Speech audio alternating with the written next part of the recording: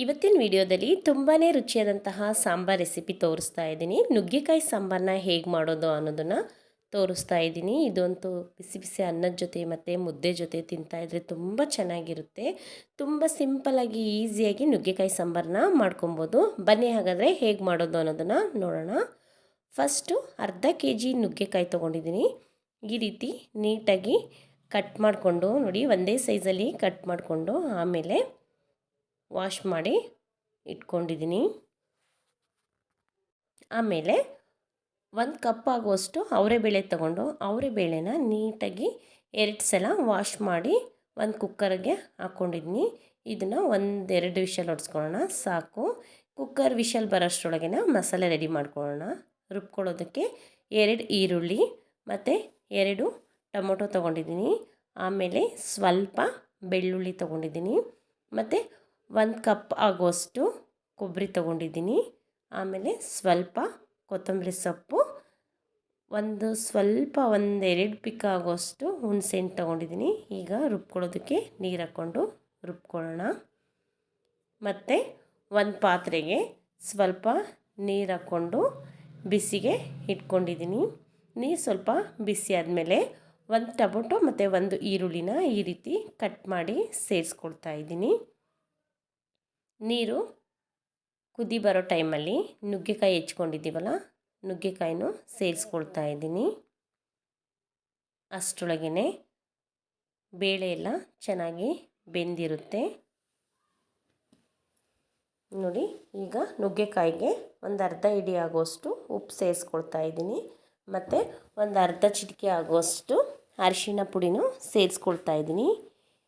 ಇವಾಗ 1-3% ನುಗ್ಗೆಕಾಯಿ ಬೆಂದ ಮೇಲೆ ಬೇಯಿಸ್ಕೊಂಡಿದ್ವಲ್ಲ ಬೇಳೆನ ಸೇರಿಸ್ಕೊಳ್ತಾ ಇದ್ದೀನಿ ನೋಡಿ. ಈಗ ನೀಟಾಗಿ ಒಂದು ಸಲ ಮಿಕ್ಸ್ ಮಾಡ್ಕೊಳ್ಳೋಣ. ಬೇಳೆ ಯಾಕೆ ಲೇಟಾಗಿ ಸೇರಿಸ್ಕೊಂಡೆ ಅಂತಂದರೆ ಆಲ್ರೆಡಿ ಬೆಂದಿದ್ವು, ಮತ್ತು ನುಗ್ಗೆಕಾಯಿ ಜೊತೆ ಬೆಂದರೆ ಚೆನ್ನಾಗಿರಲ್ಲ ಅಂತ. ಬೇಳೆ ಸ್ವಲ್ಪ ಬಾಯಿಗೆ ಸಿಕ್ತೇ ಸಾಂಬಾರು ಟೇಸ್ಟಿಯಾಗಿ ಚೆನ್ನಾಗಿರೋದು ನೋಡಿ. ಈಗ ನುಗ್ಗೆಕಾಯಿ ಎಲ್ಲ ಬೆಂದಮೇಲೆ ರುಬ್ಕೊಂಡಿದ್ದೀವಲ್ಲ ಮಸಾಲೆನ ಸೇರಿಸ್ಕೊಳ್ತಾ ಇದ್ದೀನಿ. ಈಗ 2 ಸ್ಪೂನ್ ಆಗೋಷ್ಟು ಖಾರದ ಪುಡಿನ ಸೇರಿಸ್ಕೊಳ್ತಾ ಇದ್ದೀನಿ ಮತ್ತು 2 ಸ್ಪೂನ್ ಆಗೋಷ್ಟು ಸಾಂಬಾರು ಪುಡಿ ಸೇರಿಸ್ಕೊಳ್ತಾ ಇದ್ದೀನಿ.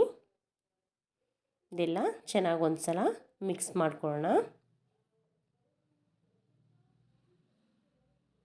ನೋಡಿ. ಈ ರೀತಿ ಎಲ್ಲ ಚೆನ್ನಾಗಿ ಒಂದು ಸಲ ಮಿಕ್ಸ್ ಮಾಡ್ಕೊಳ್ಳೋಣ.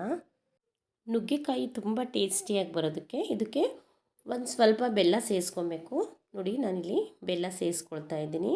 ಆಮೇಲೆ 1 ಸ್ಪೂನ್ ಆಗೋಷ್ಟು MTR ಸಾಂಬಾರು ಪುಡಿನ ಸೇರಿಸ್ಕೊಳ್ತಾ ಇದ್ದೀನಿ.